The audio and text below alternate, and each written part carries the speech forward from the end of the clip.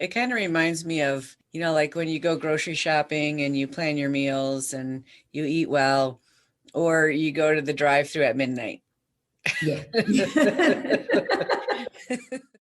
There's a lot of people that are looking for a love story, not a relationship. And there's a very, very big difference. If we're looking for the love story, I'm not your girl. I'm a matchmaker, not a magician. Okay. Take a girl and a guy, and they fall madly in love and form a family. Sprinkle in some counseling degrees and a doctorate, a dream of transforming relationships as we know it. And 20 years later, we give you power couple Dr. Ray and Jean Ketkodian. And this is their podcast, Couples Synergy. Welcome back to another episode of Couples Synergy with Dr. Ray and Jean. Hi, I'm Dr. Ray. And I'm Jean. And this is our podcast about love, marriage, and relationships. Please check us out online on our Facebook page and Instagram at Couples Synergy, or our website, couplessynergy.com. And be sure to subscribe to our podcast or send us any suggestions on topics you'd like to hear more about. And now on to Couples Synergy, an in-depth look at love, marriage, and relationships, where we bring you our experience helping thousands of couples transform their relationships for over 20 years. Everyone says you should work on your relationship, but nobody teaches us how. So we've created this podcast to teach people what they can do to create the relationship they've always dreamed of with the partner they fell in love with. On today's episode, we welcome Luann Ward. Luann Ward is a dating coach and millionaire matchmaker out of Australia. We thank you so much for joining us on the podcast, Luann. Yeah, thanks for having me. I'm really excited to talk to you.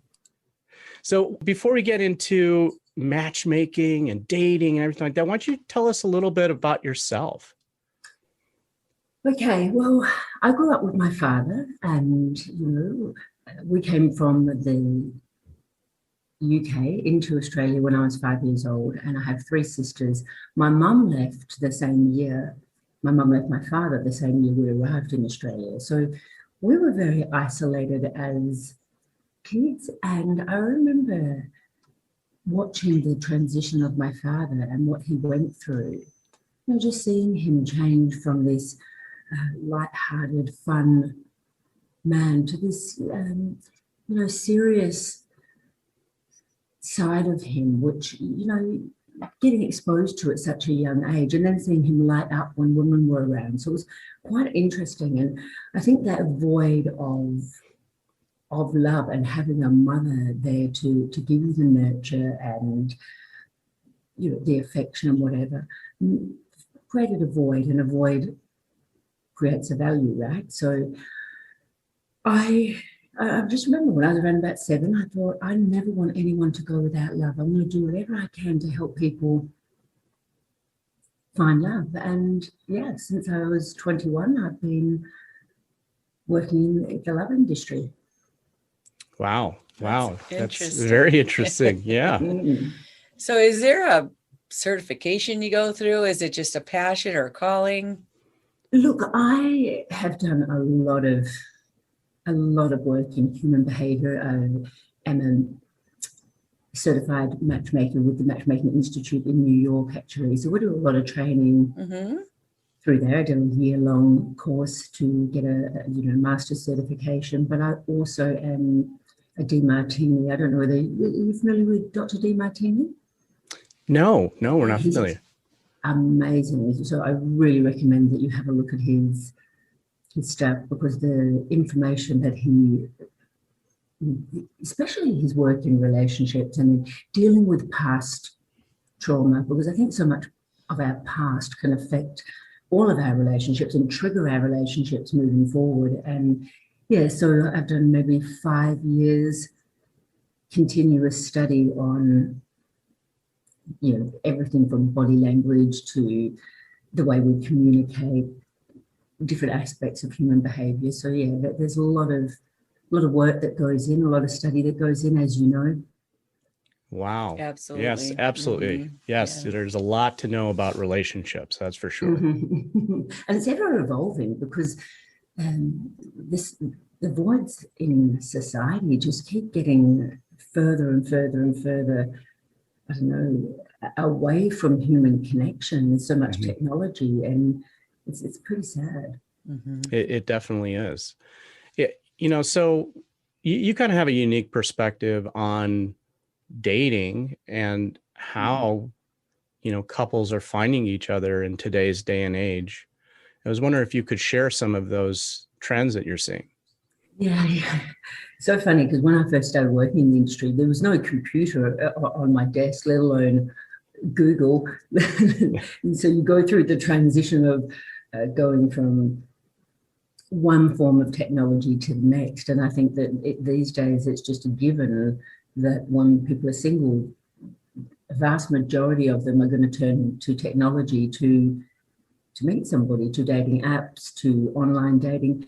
And it's never been easier, actually, to meet somebody. When you think about it, you can pick up your phone wherever you are, 24/7, and connect with somebody and pretty much have a date for the same night. But I think people are forgetting why they're actually doing it. Dating is almost become a recreation. Yeah. Can you talk more about that? Like, what do you mean by they don't know why they're doing it anymore? Okay. Well, people say, "Oh, I'm not quite sure what I'm looking for. So, I'm going to meet some people, and eventually I'll meet somebody that I just, that really clicks with, and when I meet somebody that really clicks with, and I guess I'm open to a relationship." So what happens is they come out of relationships, and you would see this a lot in the mentality of getting under someone to get over someone. We've all heard of that analogy. And so what happens is, before they've healed, they start looking for the next person to make them feel better. So they start dating, and they can really lift you up and raise you up to a lot of degrees. All of a sudden someone's listening to you, and you've got something to do, and I don't know, you've got the validation, and that can be quite an attractive thing. So what happens after a while is that people are just dating without any intention. They don't know what their intention is. And I'll often speak to people in a coaching capacity, and they will literally, when you're talking about their hobbies or their interests or what they like to do, Friday night is, I've got a date with this person, and Saturday I'm catching up with this next person, and I'm catching up with this person. And you can go one weekend and have 3 or 4 different people that you're meeting. It kind of reminds me of, like when you go grocery shopping and you plan your meals and you eat well, or you go to the drive-thru at midnight. Yeah. Like you're in that place where you're just desperate or longing or sad or lonely, and you're just trying to connect with anyone, as opposed to being really intentional about what you're looking for. And I think that's such a great point, because it's really very, very obvious that people do that, but they actually don't realize that they're doing it at the time. They're trying to fill something, get something from somebody else to fill a gap inside of them, and a void inside of them.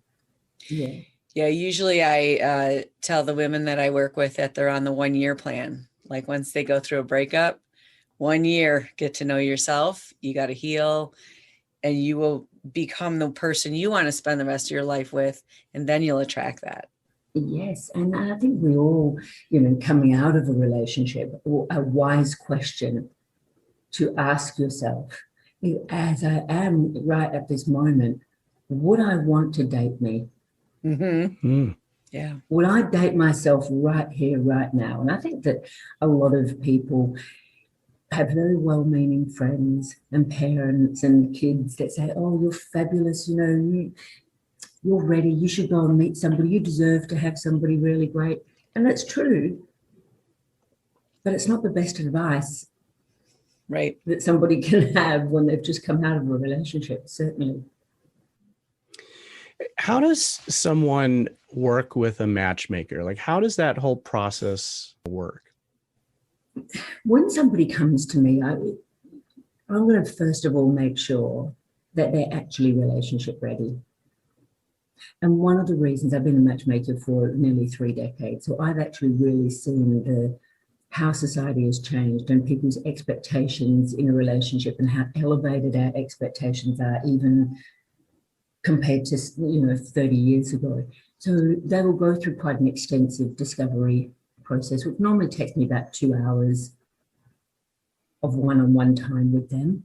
There's also about an hour of collective information prior to them coming in. And during the discovery process, I'll actually find the suitability of how ready somebody is and what their intentions are. There's a lot of people that are looking for a love story, not a relationship. And there's a very, very big difference. If we're looking for the love story, I'm not your girl. I'm a matchmaker, not a magician. Okay. So, yeah, I would go through that process. I like to coach with people before I start matchmaking them. And I put it into most of my programs. And people say, oh, no, I'm fine. I don't need that. And usually within a few weeks after a match, oh, hang on a minute, maybe I should have one of those sessions. When I actually match people, I'm going to look at a lot of different things. I'm not going to just look at, oh, look, you both like scuba diving and tennis. It's a match. There's a lot of things. There's a lot of things that go into it, and a lot of things that people think that they want is really not what's going to give them a complementary relationship. And a relationship, as you know, is about complementary similarities and complementary opposites. Mm-hmm. And without those, you're really not going to be able to make a relationship work. So I go through quite an extensive process. I have a client that says to me, she's been in a relationship with somebody. I put her in for about 4 years. And we celebrate every year. We just get together and have a glass of bubbles. And she says, I often tell my friends, Luann, they should come and see you. Go tell Luann what you want. She'll give you the exact opposite and you fall in love. Yeah, if you keep getting what you want, then you've already been doing that. It hasn't been working. Exactly, because people are quite infatuated with themselves. Mm-hmm. And so what happens is everything that they seem to like about themselves, they look for that mirror in a partner. Mm-hmm. And unfortunately, you then have a one-sided relationship, because it's important to look at all the areas of life. And, I work with 7 areas of life and find out where people are empowered, what areas of life they're actually empowered in, and where their voids are. Because our partner is there to fill the greatest amount of our voids. And we're there to do the same for them. But if we're too much alike, one person ends up subordinating to the other person. So you have an overshadowing effect. At first, it can be really exciting, but someone will end up being suppressed. Often, I don't know, about you, but I often find that women are becoming really empowered, in the workplace and really coming into their own. And they'll say things like, oh, I just need my man to step up. I have to do everything. I have to make all the decisions. He's become weak. He's lazy. He's not, he's not pulling his weight in the relationship. And that's because if you've got one person and they're too similar and they overshadow, somebody's naturally going to take the top dog position. Mm-hmm. And this is why you don't want to have too many similarities. And then competition happens in the relationship, and they're adversaries versus united partners. Absolutely. And it becomes who's going to win competition. Right, well, he hasn't done that, so I'm going to not do this. Right. And if he wants me to do this, then he's going to need to compromise by doing this. And this starts the breakdown and resentment in a relationship. So when you're doing these assessments, you are looking for that kind of dynamic, like how do they, where does power reside within themselves, right? Are they empowered? Do they try to take control, in their relationships, and then trying to find a match, a counterpart for that person? Yeah, and that's exactly what I'm trying to do. And look, I can tell you so many funny little stories. About 5 weeks ago, I have a new client that I've taken on, and she tells me exactly what she's looking for in a partner. And of course, we've got to add on that tall, dark, and handsome to the list. Okay, because because we all want short, bald, and overweight. That's not what the story, fairy tales are. So she tells me, I want this guy, and he's this, and he's this, and he's this. And I've always been attracted to the darker, that dark complexion and that tall man, because I like to wear heels.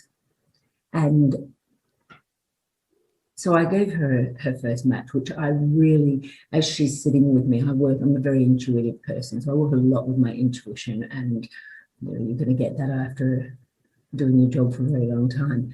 So I give her her first match, and she rings me and she says, we talked on the phone, we got on really well, so excited, we've got our first date planned. He sounds great, can't wait to meet him. 2 hours later, I get a text message. I don't know what makes you think that this is a match for me, but I've had a look, I looked at him on the internet, and I'm just not attracted to him, because she's Google stalked him. She's found his photo and she said, I'm not interested. Now she's cranky because she's saying, well, I told you I like the dark features, and he's not, and he's not tall enough for me. He's 5'9", she's 5'4". I think that this is okay. So anyway, she's cranky. I don't want to meet him. I'm going to pull out of the date because I just know there'll be no attraction. After the conversation I had with her, she decided to go along and meet him. The conversation went something like, well, if you want to control everything, go back online. But when you're going to pay me to do a job, let me do my job. Because matchmaking is a process. I'm only going to get it right once. This is what you paid me for, once. But to get to that one, I have to understand who you are and what you're all about on every level, not just on the physical level. Anyway, Saturday night, I get the photo of them celebrating. We're celebrating our 1 month anniversary. So the physical attraction would become such a visual society. And physical attraction is important. I'm not negating that there has to be a level of attraction, but attraction builds very, very differently than just a first glance. And so I'm trying to break people's perceptions on what keeps a relationship together. Yeah, they limit themselves before they even have the door open. And you can be a very attractive person and not a really good mate. And you can be a really good mate and not be so attractive. And, it's like those deposits into the relationship make someone more attractive. And then you get that bonding in your brain, right? The dopamine hits associated with that person, and you start that connection. And that's really changes everything. And, when all you have is the way someone looks, you have no information. Yeah. Well, looks don't keep you together. No. Looks are not. No, all the Hollywood people are all divorced.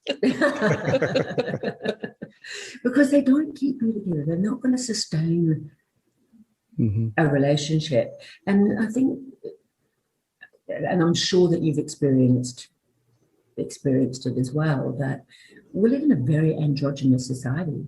There's no specific need in relationships, and without a need, you're not going to go into the relationship. And I think that one of the greatest misconceptions that women are bringing to the table these days and saying, well, I don't need a man, I've got a good job, I can support myself, I can do everything I need to do, so I don't need a man. But I'd like a man, I'd want a man, but without a need, where's he going to fit? Right. And when we've eaten our breakfast, we don't need food for another few hours, and potentially if we didn't eat for another few days would be okay, but eventually we're going to need that food. So our need levels kind of change, but without need, there's no desire for a man to do anything for you. So, and because we have so much masculine and feminine energy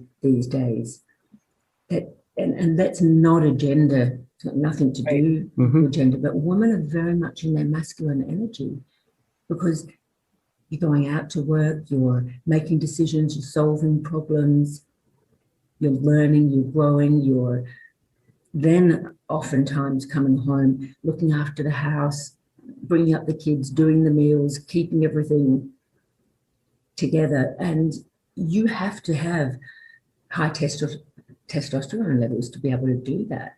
Right. And so you're constantly in this masculine state.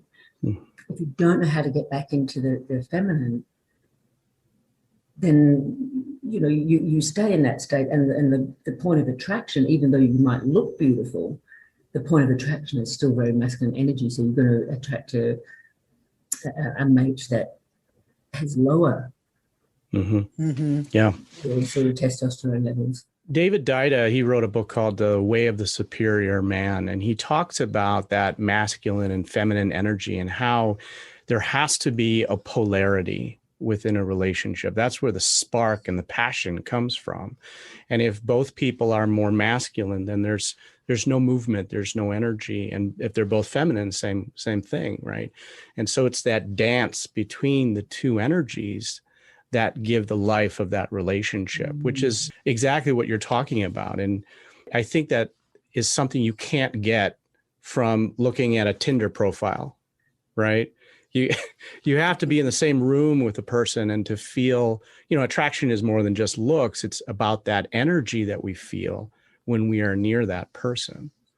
Yes, exactly. And this is why we call it chemistry as well, because, when you're actually attracted to somebody and you get the rewards, you get the dopamine hit. What happens is people giving those rewards way too quickly. Yeah. As well. So there's no motivation to get to know the person because everybody's just looking for that next hit. People don't date very well. People don't know how to connect very well. They don't know how to have conversations in each other's values and to try and identify what someone's values might be. And I think also we talk about values a lot of times as being things that are really actually human traits of kindness and integrity and being intelligent. There are a lot of human traits, but our values are based on how we live our life, how we treat people, where do we spend our time, our money, our energy, what do we think about, dream about. These are what represents our values. And people can have a conversation on a date, and if they're not together for around about 2 hours, they're not going to connect. And this is why coffee dates, the whole coffee date revolution, I'm such a, in a fight against, don't do the coffee date. It's like already having one foot out the door. Yeah. It's already actually saying to the person, I don't think it's going to work. You've got 20 minutes to impress me. Right. Yeah. That's a lot of pressure. That's a lot of pressure. And you're not having fun. Yeah. And you're not having a new experience that involves all your senses. Exactly. There's no shared experience. Yeah. And that is what bonds us together, is to have a shared experience, to enjoy something and to have a motivation to want to do it again. Absolutely. So you talked about your intuition, which of course, right? That's, you have to be able to read into what we can't really see on a piece of paper. Is there some science behind some of the work you do? Absolutely. So I'll use a collection of 3, 4, 5 different things. And it's a really powerful combination to really help people. Because first of all, you've got their perception of themselves. Okay, so they're going to give me quite an extensive perception of themselves. I'm then going to talk to them and uncover a lot of things. And so while that process is happening, people will start popping into my mind. I always listen to those. That's why I don't read someone's details before they come in. I'll say to them, so did you have a chance to do your profile? They're like, yeah. I say, oh, good, I haven't read it. You haven't read it? It took me an hour. So I don't read it purposely because then I've got to miss conception, a preconceived idea of who they are and what they're all about. So during that process of talking to them, if people don't pop into my mind for them, I'm going to be reluctant to take them on as a client, because that's usually my gut telling me there's some sort of red flag zone in here for some reason. And whenever I do take someone on, when I haven't got that instant, this person, I'm always proved right. Then I'm going to actually research. I do a lot of research as well. So the people that I've initially connected with in my mind, I'm going to actually then go and research and think, does this make sense?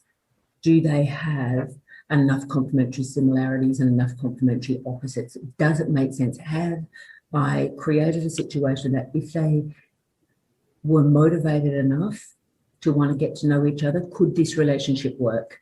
And that would look like things like if he doesn't want to have children and she wanted to have children, well, that's too much of a block. It's not going to work. Do you have really different religious beliefs and backgrounds? Because that's going to be a bit of a block. So there is going to be common sense in a matchmaking process as well. And then I've got a great tool also, because I have feedback from clients. So it's like every person comes with references. If you've had a date with somebody and the feedback I collect from people is a lot after each date, and it will be things like, okay, where did you go? When did you meet? Who paid for the date? Are you having a second date? If not, why not? Because I really am an advocate for the second date being more important than the first. So there better be a good reason that you're not having a second date, because you agreed to this. And then I'm going to ask, what did you identify as somebody's, three best qualities? What do you believe are their three best qualities? Because if they can't identify redeemable features in somebody else, they're really suffering themselves. Because we know that the person in front of us is only a reflection of ourselves in all cases, all the things we like about ourselves and the things we don't like about ourselves. Then I will then break it down and start looking at, how did you find this person's personality? How did you find the ease of conversation? How did you find their manners? How did you find the way they dressed? Was it suitable in the context of the date? If you're going to go in flip-flops, we would call them thongs, but if you go in flip-flops to a date, I'm not going to be happy, unless it was a hot day and you were having lunch and then taking a walk on the beach. I'm okay with that. So when you get the feedback, the first bit of feedback you get on someone, you say, okay. But after a while, you start making the links, because you can look at a number of different people's feedbacks into that person. And so you will start seeing where the strengths and weaknesses are, and start working with them to bring their best version of themselves to the table. You must have a very large database to draw from of people that you're thinking about. The funny thing is that I changed the model of my business several years ago. We're just becoming so burnt out with people's expectations. And it doesn't matter what someone paid you, whether they've paid you this much or whether they've paid you this much. They all have the expectation that, well, I've paid you, now it's your problem, you find me the person. And if you don't, you must be bad at your job, not that there's something that I'm not doing. And so I changed my business model to only work with people that have a high value in relationships. And the millionaire matchmaker label is more about me wanting to make you feel like $1 million. Not that you need to be a millionaire to use my service, okay? I'll work with anybody that has that desire to actually show up as the best version of themselves, to have a relationship. So I have my database, and I'm very fortunate because I've been in the industry for a very long time. So when I go to match somebody, I will have my active clients, and I will match an active client with an active client. And that's the first bit of my database that I will go into. But then I have an affiliate database as well of people that I've worked with, for a very long time. So when I'm going to look for a match for somebody, I'm going to go into my current members. I'm going to go into clients that might have been a member. I matched somebody recently who I had already put in a relationship. They had a relationship for 14 years and that relationship ended. And what's he going to do? Why would I go somewhere else? I'm going to come back. So then I'll work with my network of people as well. So a matchmaker as a headhunter, it's very, very different than a dating agency platform who just relies on their database. I don't just rely on my database. I rely on my networks. Do you think there's a law of attraction where they both are attracted to working with you and therefore they come to you around the same time and they couldn't find each other a different way? Jane, I love that you say that. I mean, when we talk about the law of attraction, a lot of people think this is woo-woo or whatever. But I say to people, if your intention is to get into a relationship and his intention or her intention is to get into a relationship, why wouldn't it work? Right. Yeah. Because if you actually have an intention to get into a relationship, I will put you in a relationship. But if you want a love story, if you're looking for the Notebook, I'm all out of that. And if you're looking for a fantasy of being swept off to, some fairy tale, I'm all out of that as well. So, but if you have a reality of what a relationship really looks like, I'll find it for you. And I don't know how long that will take. I don't know what the journey is. I don't know what lessons you need to learn. I don't know what is still undone there for you. But if you stay with it, you're going to find somebody. So you don't work with people that would be on the show The Bachelor then? Well, don't get me started on that. Yeah, so because I have worked with somebody who was on Married at First Sight.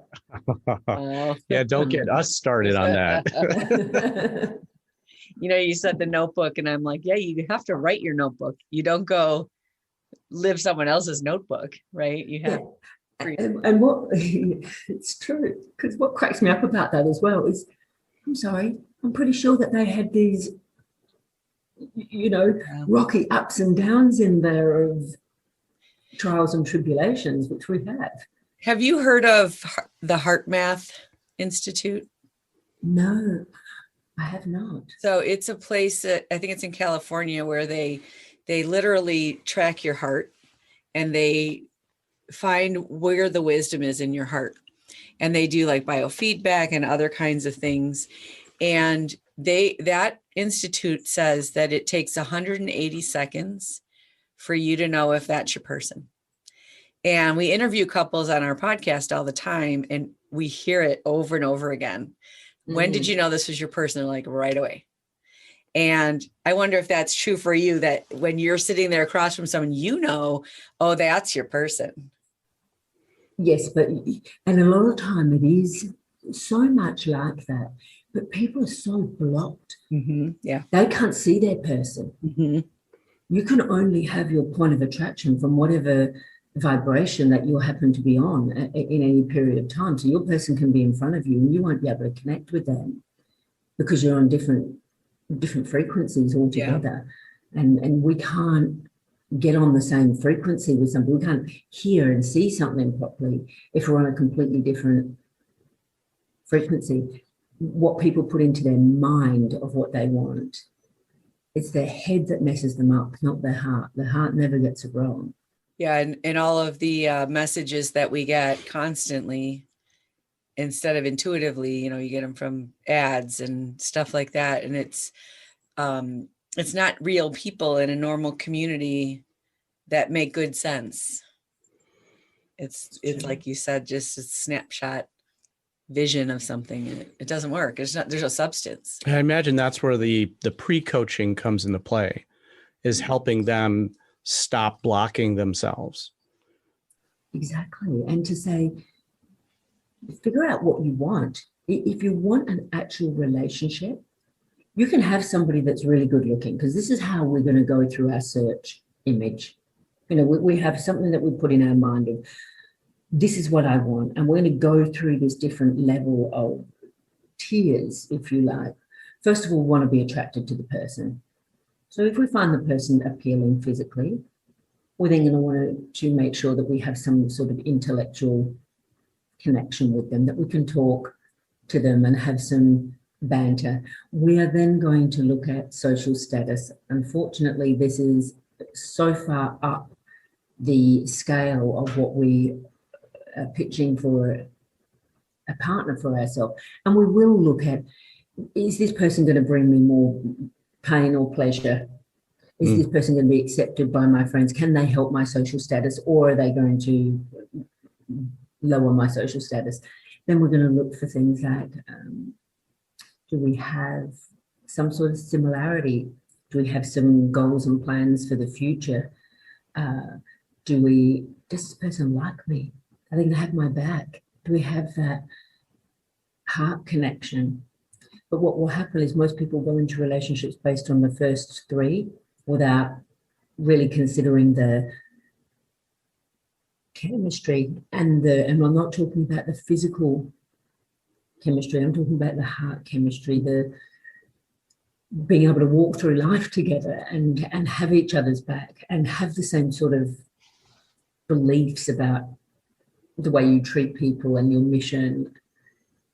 They're the things that keep relationships together. Those sort of compatibilities keep relationships together. The looks won't, the status won't, just having a good conversation with the person and being able to banter won't.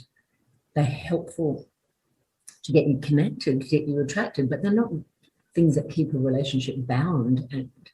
And so coaching with people, and I think that every person, and you're going to have to agree with this one, that they do the coaching at the wrong end of the relationship. Mm-hmm. Right. Yeah.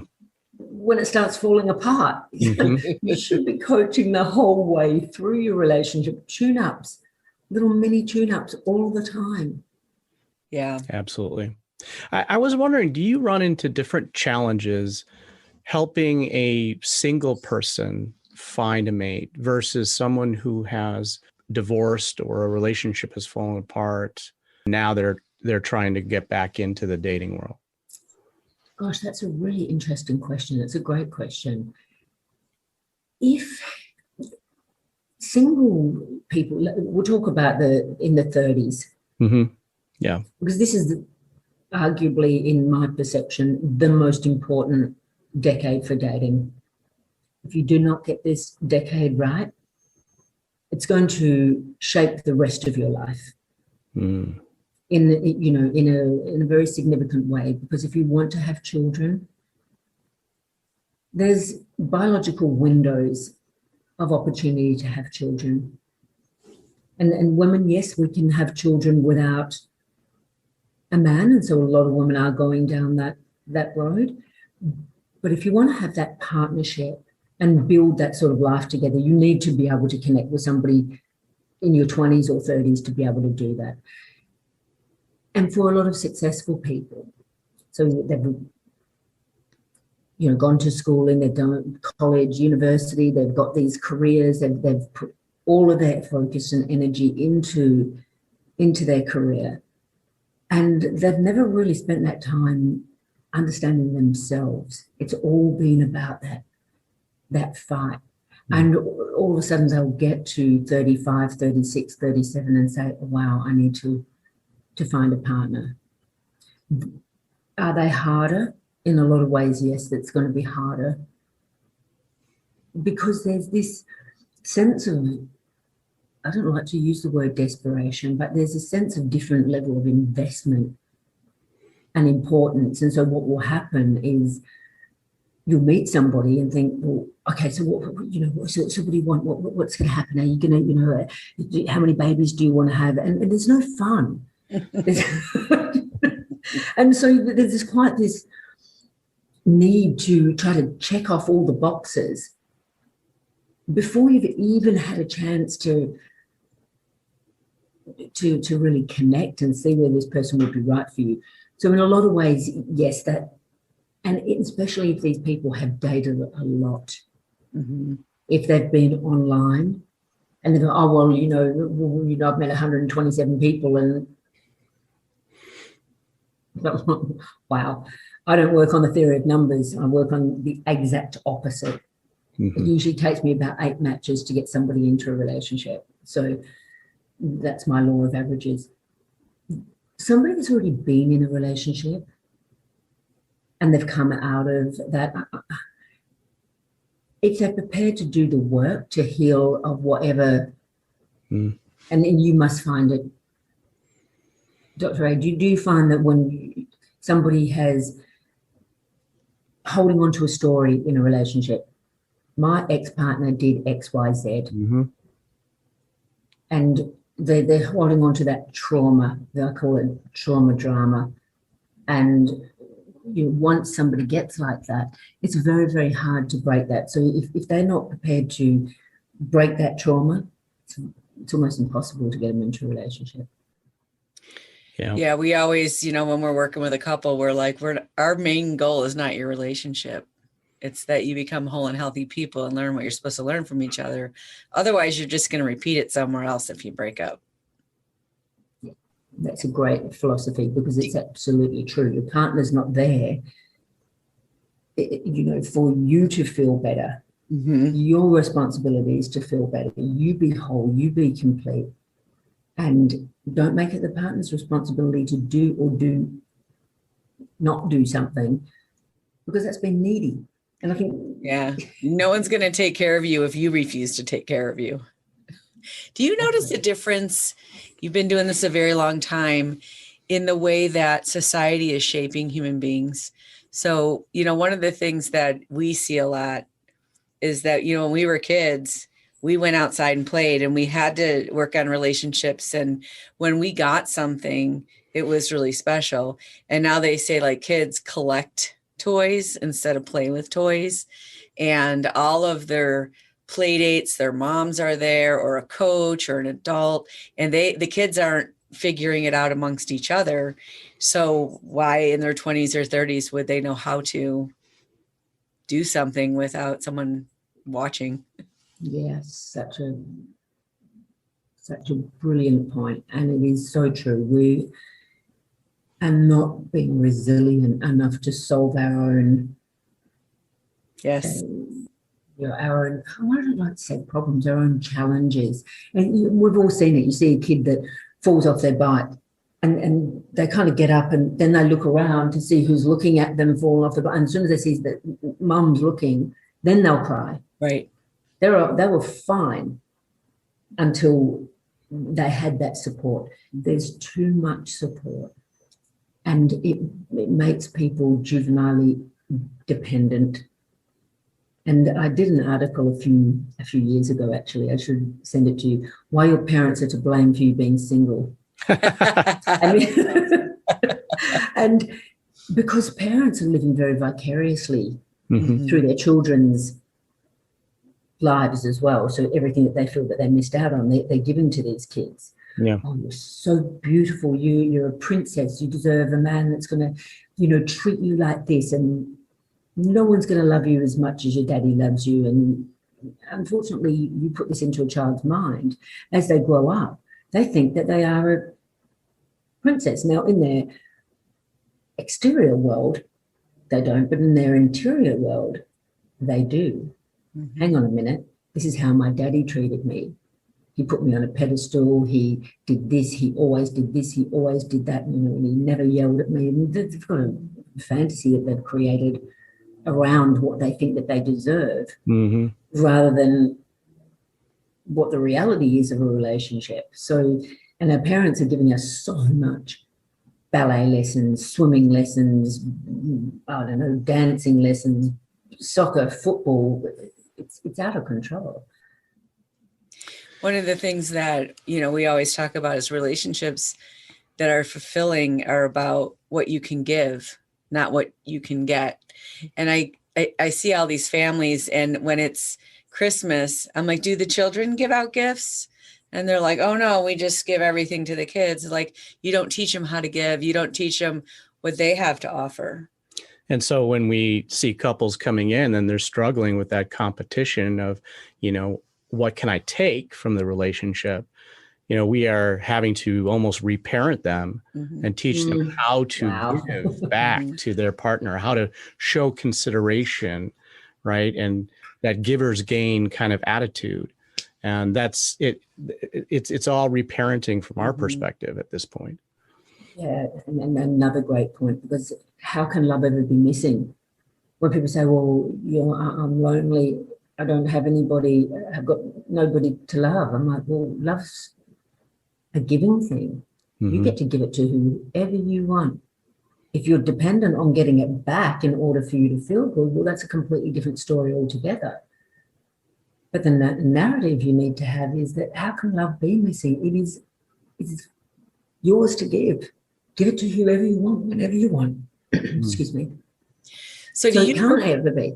Do you work with people only in person, or do you work virtually? Oh, no, I work virtually as well. So you can match up anywhere. I can. So we in the Matchmaking Institute, I mean, it's tricky at the moment because we can't travel. We're in a very different world right now. But I have, in the Matchmaking Institute, what we do is we all work and collaborate together to have the biggest offline database. So I had somebody reach out to me in the UK yesterday, and she has a client that lives in Melbourne, and she's like, are you able to help me find someone for my client in Melbourne? So I'll take on that. We collaborate because it's all about spreading the love. That's wonderful. Yeah. So if someone wanted to get a hold of you, what's the best way? To get a hold of me, you can getting onto my social handles, my Twitter, Facebook. I have a great Facebook group actually called She Said, He Said. And, I'll put tricky questions up, just questions that come up in day-to-day life. And I'll just get the perspective of male and female so that they can see that we're not against each other. Your opinions and your views are not male against female. Men feel the same way, women feel the same way. It's against different things. So connecting with me through Facebook, Instagram, Twitter, I recommend that. It's the easiest way. And what's the handle and Twitter and Facebook? So Twitter is Luann Ward _.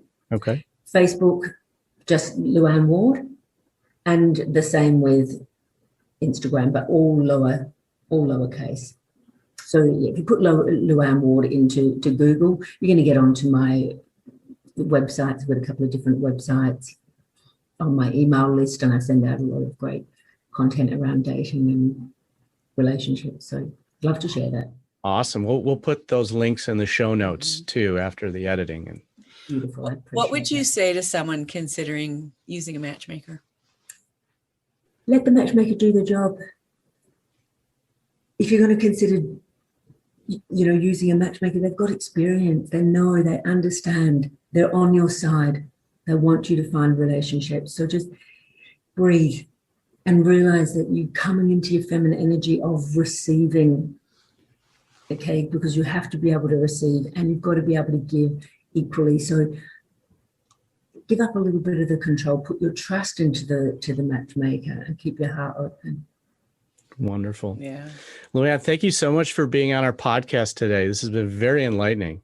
Yeah, thank you for having me. And, I'd love to invite you back onto my podcast, which I've just started the first few episodes. So I'm going to enjoy having you guys join me as well. Great. That's awesome. That'd be fun. Yeah.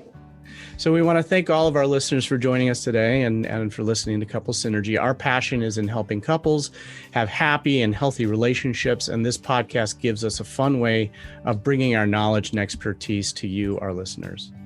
For all of you listening, please subscribe to our podcast and please leave us a review. If you have any questions, comments, or topic suggestions, please email us at contact@couplessynergy.com. For more information about Couples Synergy and our programs such as Relationship 101, the Couples Home Study course, the Couples Weekend Intensive, and our premier program called Couple to Couple, look us up online at couplessynergy.com. And if you know someone who could benefit from this episode, please download it and share it. And thank you for listening. And until next time, synergize your life and synergize your love. You have been listening to Couple Synergy with Dr. Ray and Jean Ketkodian. Couple Synergy was recorded, edited, and produced by Dr. Ray and Jean Ketkodian. Voiceover and music entitled Breathe and Let Go was recorded and composed by Gina Gonzalez.